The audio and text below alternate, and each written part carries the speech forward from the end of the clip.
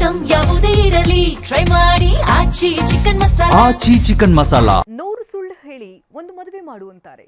ಆದರೆ ಚಿಕ್ಕಮಗಳೂರಿನಲ್ಲಿ ವರ ಹೇಳಿದಂತ 2 ಸುಳ್ಳುಗಳು ತಾಳಿ ಕಟ್ಟುವ ವೇಳೆಯಲ್ಲಿ ಮದುವೆಯನ್ನೇ ನಿಲ್ಲಿಸಿದೆ.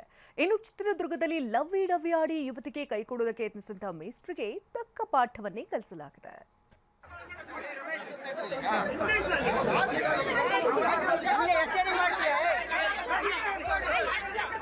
ಡೇಟ್ ಆಫ್ ಬರ್ತ್ ಸುಳ್ಳು ಜಾತಕ ಕೊಟ್ಟಿದ್ದೇಕೆ, ನನಗೆ ಓಕೆ ಇಲ್ಲ ಹೀಗಂತ ಹಸಮಣೆ ಏರ್ಬೇಕಾಗಿದ್ದಂತ ವಧು ಸಿಟ್ಟಾಗಿದ್ದಾಳೆ.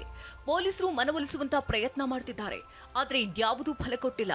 ತಾಳಿ ಕಟ್ಟೋ ವೇಳೆಯಲ್ಲಿ ಮದುವೆ ನಿಂತು ಹೋಗಿದೆ.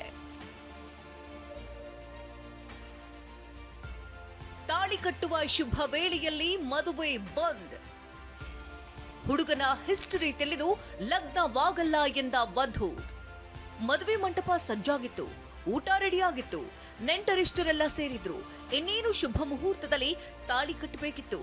ಅಷ್ಟರಲ್ಲೇ ಮದುವೆ ಹುಡುಗಿ ಓನಲ್ಲ ನೀನಲ್ಲ, ಕರಿಮಣಿ ಮಾಲೀಕ ನೀನಲ್ಲ ಅಂತ ಖ್ಯಾತಿ ತೆಗೆದಿದ್ದಾಳೆ.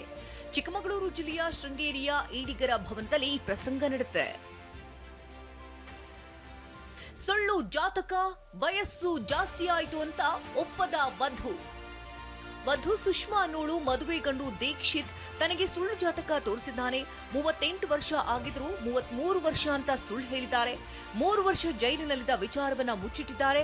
ಹೀಗಾಗಿ ಮದುವೆಯಾಗಲ್ಲ ಅಂತ ಸಿಟ್ಟಿಗೆದ್ದಿದ್ದಾಳೆ. ನಾನು ಮೊದಲೇ ಹೇಳಿದ್ನಲ್ಲ, ನಮಗಾಗದವರು ಯಾರೋ ಲೆಟರ್ ಬರೆದಿದ್ದಾರೆ ಅಂತ ಮದುವೆ ಗಂಡು ವಧುವಿನ ಮುಂದೆ ಅಂಗಲಾಚುತ್ತಿದ್ದಾನೆ. ಅಲ್ಲಿದ್ದವರು ಮನವೊಲಿಸಿದ್ರು ಒಪ್ಪದೆ ವಧು ವಾಪಸ್ ಹೋಗಿದ್ದಾಳೆ.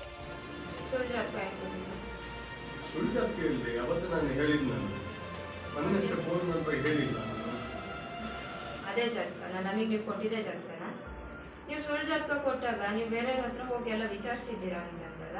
ಸುಳ್ಳು ಜಾತಕ ನಮಗೆ ಕೊಟ್ಟಾಗ ನಾವು ವಿಚಾರಿಸಿದಾಗ ಅದು ಬೇರೆನೇ ಆಗುತ್ತಲ್ಲ. ರಾಶಿ ನಕ್ಷತ್ರ ಎಲ್ಲದೂ ಚೇಂಜೇ ಇರುತ್ತಲ್ಲ. ನನಗೆ ಕೊಟ್ಟಿದ್ದು ಅವರು 91 ಅಂತ ಕೊಟ್ಟಿದ್ದು, ಇದರಲ್ಲಿ ಅವರು 86 ಅಂತ ಹೇಳ್ತಾ ಇದ್ದಾರೆ. ನನಗೆ ಓಕೆ ಇಲ್ಲ. ಆಮೇಲೆ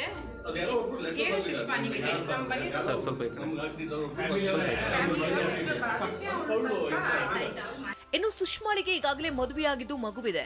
ಆದ್ರೆ ಗಂಡನಿಂದ ಡಿವೋರ್ಸ್ ಪಡೆದುಕೊಂಡಿದ್ಲು. ದೀಕ್ಷಿತ್ ಜೊತೆ 2ನೇ ಮದುವೆಗೆ ಮುಂದಾಗಿದ್ಲು.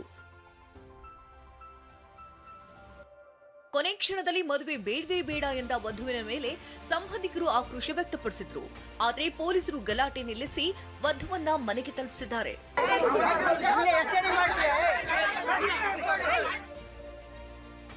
ಯುವತಿ ಜೊತೆ ಲವ್ವಿ ಡವ್ವಿ ಆಡಿ ಕೈ ಕೊಡಲು ಯತ್ನಿಸಿದ ಶಿಕ್ಷಕ. ಕಾನೂನು ಮೂಲಕ ಶಾಕ್ ಕೊಟ್ಟು ಮದುವೆಯಾದ ಯುವತಿ. ಚಿತ್ರದುರ್ಗದ ಭರಮಸಾಗರದಲ್ಲಿ ಯುವತಿಗೆ ಪ್ರೇಮ ಪ್ರಣಯದ ಪಾಠ ಮಾಡಿ ಲಿವಿಂಗ್ ಟುಗೆದರ್ ಇದ್ದು ಕೊನೆಗೆ ಬೇರೊಬ್ಬಳ ಜೊತೆ ಮದುವೆಯಾಗಲು ಯತ್ನಿಸಿದ ಹೈಸ್ಕೂಲ್ ಮೇಸ್ಟ್ರಿಗೆ ಶಾಕ್ ಎದುರಾಗಿದೆ. ಯುವತಿ ಕಾವ್ಯ ಮತ್ತು ಈಕೆಯ ಸಂಬಂಧಿಕರು ಪೊಲೀಸ್ ಠಾಣೆ ಮೆಟ್ಟಿಲೇರಿ ಶಿಕ್ಷಕ ರಮೇಶ್ಗೆ ಬುದ್ಧಿ ಕಲಿಸಿದ್ದಲ್ಲದೆ ಪೊಲೀಸರು ಮನೆಯವರ ಸಮ್ಮುಖದಲ್ಲಿ ದೇವಸ್ಥಾನದಲ್ಲಿ ತಾಳಿ ಕಟ್ಟಿಸಿದ್ದಾರೆ.